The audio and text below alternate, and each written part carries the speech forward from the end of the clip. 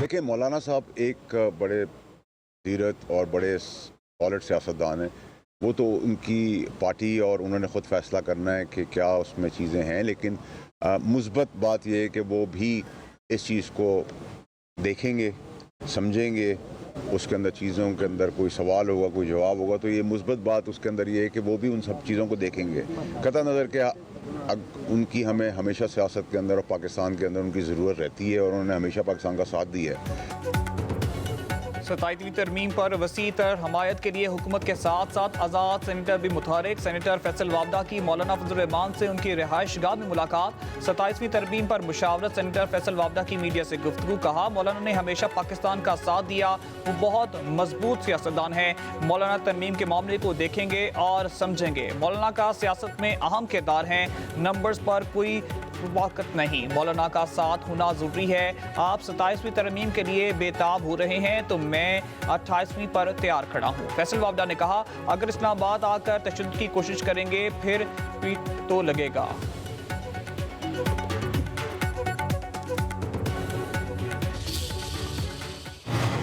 सौदा आएगा तो देखेंगे ना। 26वीं आईनी तरमीम की तरह ये भी पास करवा लेंगे मौलाना साहब, क्योंकि उसमें भी पास है। सर वावड़ा साहब किसका पैगाम लेके आए?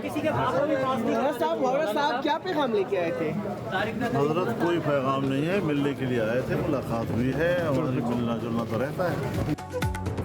मिलना जुलना तो रहता है। फैसल वाबदा कोई पैगाम नहीं लाए। 27वीं आईनी तरमीम को मुसवदा आएगा तो फिर हम देखेंगे।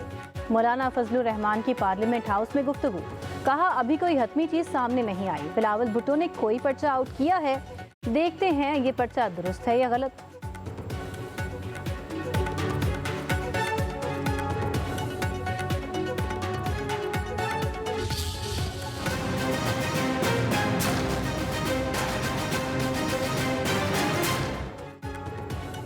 हुकूमत ने 27वीं आईनी तरमीम 14 नवंबर को कौमी असम्बली से मंजूर कराने का फैसला कर लिया। ज़राए के मुताबिक फैसला स्पीकर सरदार अय्याज सादी की ज़ेर सदारत हाउस बिजनेस मुशावरती कमेटी के इजलास में हुआ। इजलास में तमाम पार्लिमानी जमातों के रहनुमाओं ने शिरकत की। एजेंडे और शेड्यूल को भी मंजूरी दी गई। पाकिस्तान तहरीक इंसाफ के पार्लिमानी लीडर इजलास में शरीक ना हुए। स्पीकर के इजलास के दौरान माहौल खुशगवार रखने की दरख्वास्त।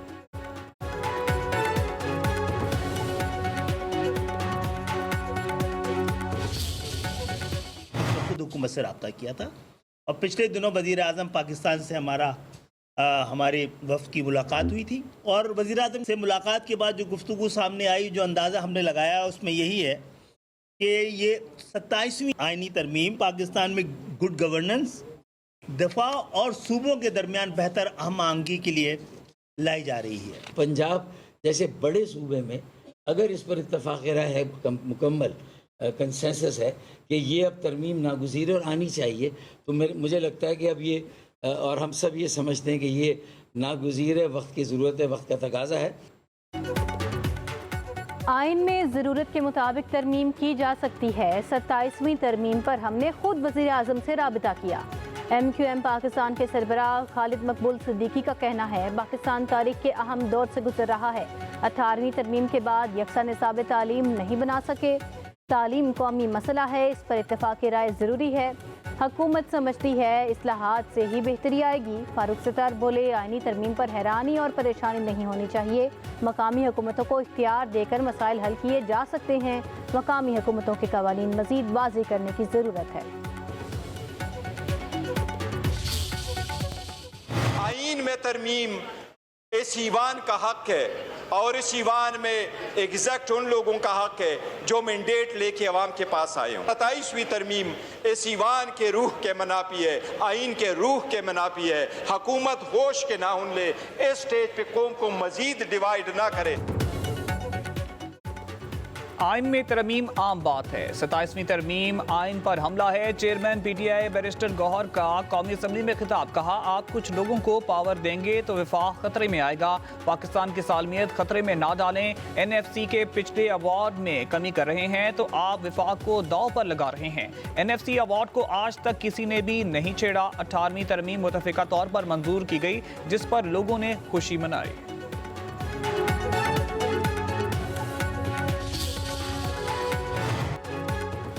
PTI का मुजवजा 27वीं तरमीम को मुस्तरद करने का फैसला। बैरिस्टर गौहर की सदारत में पार्लिमानी पार्टी का कौमी असम्बली में इजलास।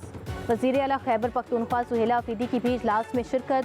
कहा गया 27वीं आईनी तरमीम सूबाई खुदमुख्तारी पर हमला और जमहूरी असूलों के मुनाफी है।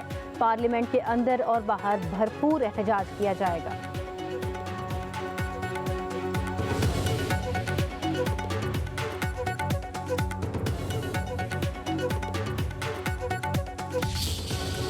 लीडरशिप ने पाकिस्तान पीपल्स पार्टी से रब्ता किया है और उन्होंने ये शिकें रखी हैं। हम उसको सेंट्रल एग्जीक्यूटिव कमेटी में लेकर जाएंगे। आइन में ज़रूरियात को देखते हुए तरमीमें होती हैं। पीपल्स पार्टी 27वीं आइनी तरमीम में जिस क्लॉज को सपोर्ट करेगी या नहीं करेगी, जो भी फैसला CEC करेगी, तो वो फैसले होंगे। फैसला वो करेंगे जो अवाम के हक में बेहतर हो। जरूरत के तहत आइन में तब्दीली होती है, किसी तरमीम पर बात करनी है, फैसला पीपल्स पार्टी की CIC में होगा। सिंध के सीनियर वजीर शर्जील इनाम मेमन की प्रेस कॉन्फ्रेंस। कहा, ई चलान पर सियासत की जा रही है, जो कुछ नहीं करते वो सिर्फ तनकीद करते हैं। अवाम को पहला चलान माफ होगा। ट्रैफिक कवानीन अवाम की बेहतरी के लिए बनाए गए।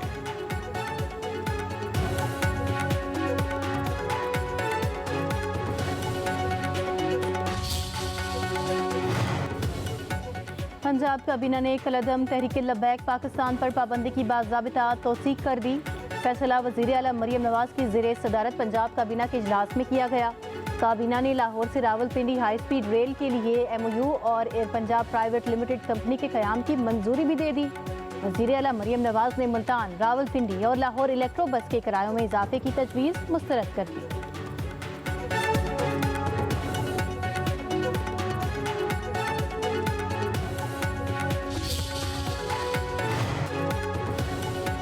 अमीर कतर शेख तमीम बिन हमद अल सानी और सदर मुमलिकत आसिफ अली जरदारी की मुलाकात। अमीर कतर का पाकिस्तान के लिए नेक तमन्नाओं का इजहार। पाकिस्तानी कम्युनिटी के किरदार की तारीफ। कहा, पाकिस्तान और इसकी कामयाबियों पर फख्र है। दो तरफा ताल्लुकात को मजीद मजबूत बनाएंगे।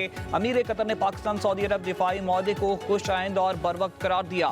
अमीर कतर का आइंदा साल पाकिस्तान के दौरे का ऐलान। सदर मुमलिकत ने कतर की तरक्की और अमीर कतर की बसीरत अफरोज़ क़यादत की सराहा। मुलाकात में बिलावल भुट्टो जरदारी में मौजूद थे। सदर आसिफ अली जरदारी की कतर के वज़ीर आज़म और वज़ीर ख़ारजा शेख मोहम्मद बिन अब्दुर्रहमान बिन जासिम अल सानी से भी मुलाकात। दोहा में सदर जरदारी और चीन के नायब सदर की भी मुलाकात। सदर मुमलिकत ने कहा, CPEC का दूसरा मरहला आला मेयार की तरक्की के नए दौर में दाखिल हो चुका है। Look at across the value chain. We'll have to take whole of the government approach.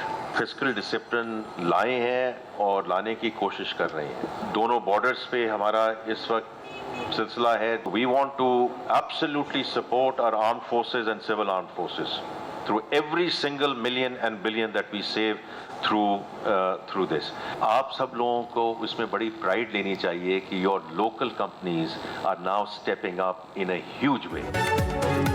मुल्क चलाने के लिए रेवेन्यू में इजाफा जरूरी है। हुकूमत को अपने अखराजात और खसारे कम करना होंगे। अगले साल का बजट FBR नहीं, टैक्स पॉलिसी ऑफिस बनाएगा।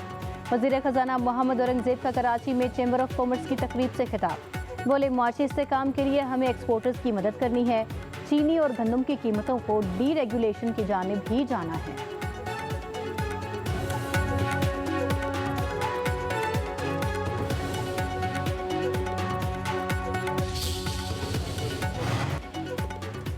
ननकाना साहब में बाबा गुरु नानक के 556वें जन्मदिन की तकरीबात। अंदरूनी और बैरूनी ममालिक के लिए आए सिख यात्री मजहबी रस्मात की अदायगी में मसरूफ। वफाकी वज़ीर दाखिला मोहसिन नकवी की बाबा गुरु नानक के जन्मदिन पर सिख बरादरी को मुबारकबाद। कहा, पाकिस्तान में सिख बरादरी को मजहबी रस्मात की मुकम्मल आज़ादी है।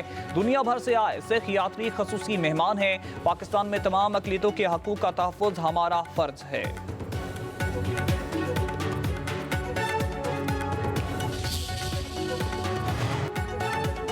सिख बिरादरी को पंजाब आमद पर जी आया नो।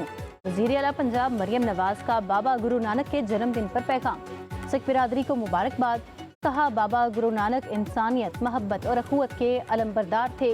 एक दूसरे के दुख सुख बांटने का प्रचार किया। पंजाब के हर शहरी के लिए मुसावी सहूलियात और हकूक़ के अलमबरदार।